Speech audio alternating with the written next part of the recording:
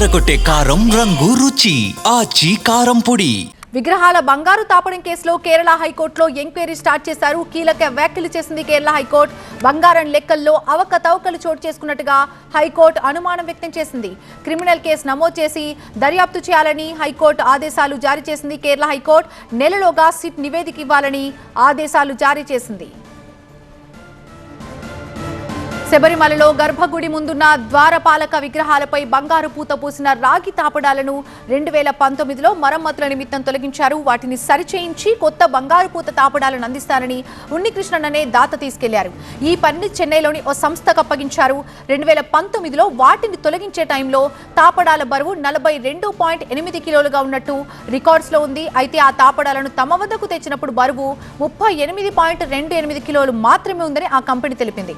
ఆలయం నుంచి తాపడాలను తొలగించిన దాదాపు 40 రోజుల తర్వాత వాటిని చెన్నైలోని కంపెనీకి అందించినట్టుగా తెలిసింది.